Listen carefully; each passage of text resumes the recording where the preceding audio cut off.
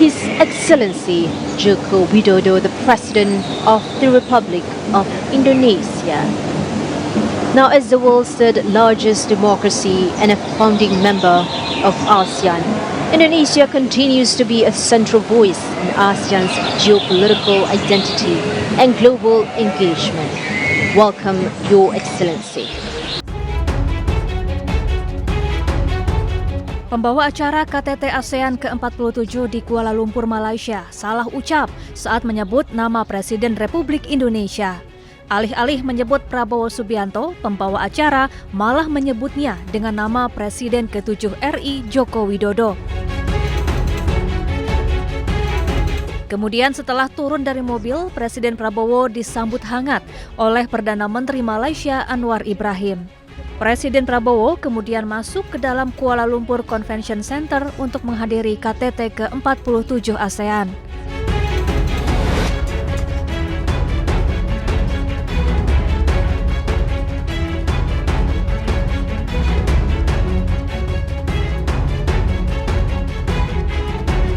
Sementara itu, Radio Television Malaysia atau RTM yang menyiarkan KTT ASEAN mengakui kesalahan yang terjadi.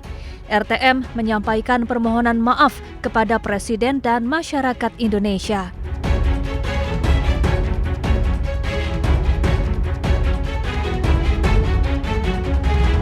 Indonesia continues to be a central voice in ASEAN's geopolitical identity and global engagement.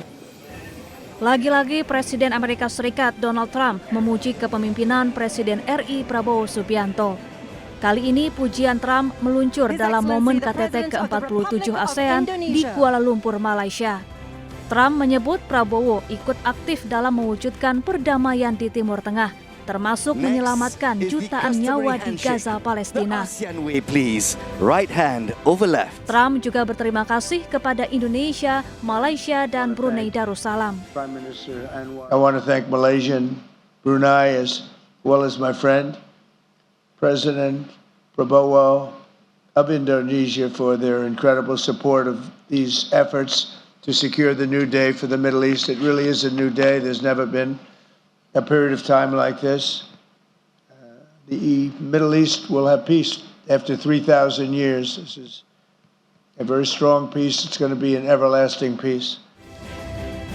Sebelumnya, Trump memuji Prabowo dalam berbagai kesempatan, di antaranya saat sidang umum PBB di Amerika Serikat pada 23 September dan saat KTT Perdamaian Gaza di Mesir 13 Oktober lalu. Prabowo disebut Trump sebagai pria tangguh dan berapi-api dalam mendukung kemerdekaan Palestina.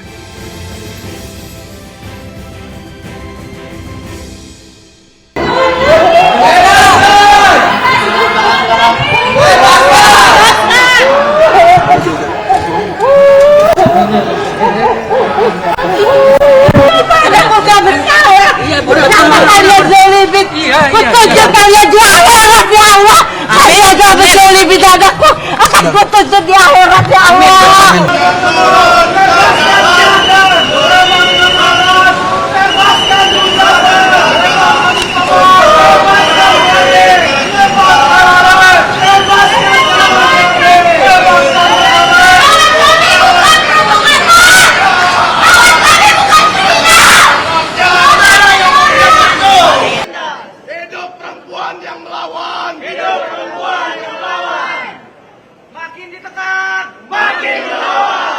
Kita sudah mendengar putusan Hakim Tunggal Pra-Peradilan. Tentu kami sangat kecewa dengan hasil putusan ini, gitu ya. Saya ingin menyampaikan kepada publik bahwa sudah tidak ada tempat bagi para kelompok kritis di negara ini. Sudah tidak ada tempat bagi aktivis pro demokrasi yang terus mengawasi pelaksanaan kebijakan di negara ini. Kami selalu konsisten untuk mengatakan bahwa Del Pedro dan 3 tersangka lainnya adalah tahanan politik.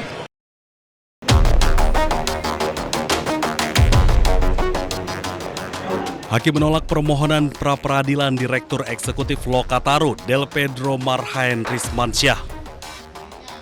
Hakim menyatakan bahwa penetapan sebagai tersangka dan penggeledahan terhadap Del Pedro oleh Polda Metro Jaya sudah sesuai prosedur yang berlaku.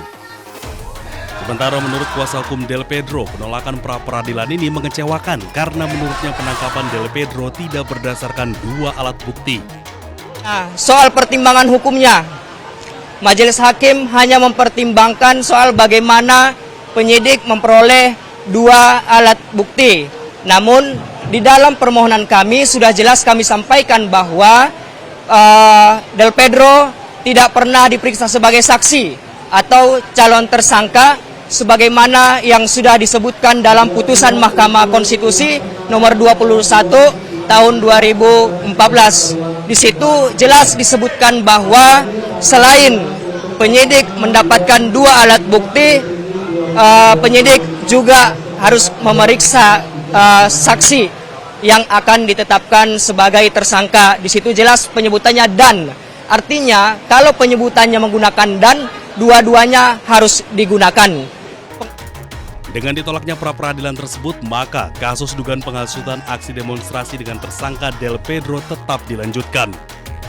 Dari Jakarta, Tim Liputan iNews melaporkan.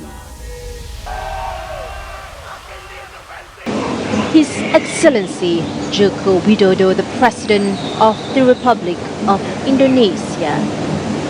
Now, as the world's third largest democracy and a founding member of ASEAN, Indonesia continues to be a central voice in ASEAN's geopolitical identity and global engagement.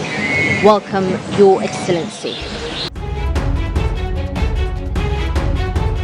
Pembawa acara KTT ASEAN ke-47 di Kuala Lumpur, Malaysia, salah ucap saat menyebut nama Presiden Republik Indonesia.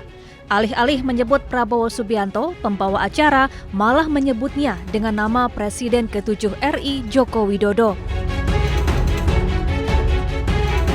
Kemudian setelah turun dari mobil, Presiden Prabowo disambut hangat oleh Perdana Menteri Malaysia Anwar Ibrahim. Presiden Prabowo kemudian masuk ke dalam Kuala Lumpur Convention Center untuk menghadiri KTT ke-47 ASEAN.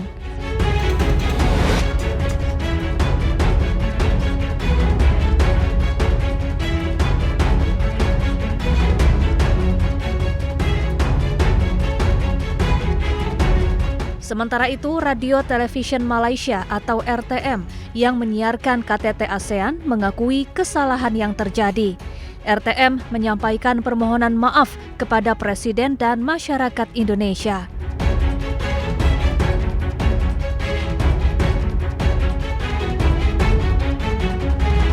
Indonesia continues to be a central voice in ASEAN's geopolitical identity and global engagement. Lagi-lagi Presiden Amerika Serikat Donald Trump memuji kepemimpinan Presiden RI Prabowo Subianto. Kali ini pujian Trump meluncur dalam momen KTT ke-47 ASEAN di Kuala Lumpur, Malaysia. Trump menyebut Prabowo ikut aktif dalam mewujudkan perdamaian di Timur Tengah, termasuk menyelamatkan jutaan nyawa di Gaza, Palestina. Trump juga berterima kasih kepada Indonesia, Malaysia, dan Brunei Darussalam. I want to thank Malaysia, Brunei, as well as my friend, President Prabowo of Indonesia, for their incredible support of these efforts to secure the new day for the Middle East. It really is a new day. There's never been a period of time like this. The Middle East will have peace after 3,000 years. This is a very strong peace. It's going to be an everlasting peace. Sebelumnya, Trump memuji Prabowo dalam berbagai kesempatan, di antaranya saat sidang umum PBB di Amerika Serikat pada 23 September dan saat KTT Perdamaian Gaza di Mesir 13 Oktober lalu. Prabowo disebut Trump sebagai pria tangguh dan berapi-api dalam mendukung kemerdekaan Palestina.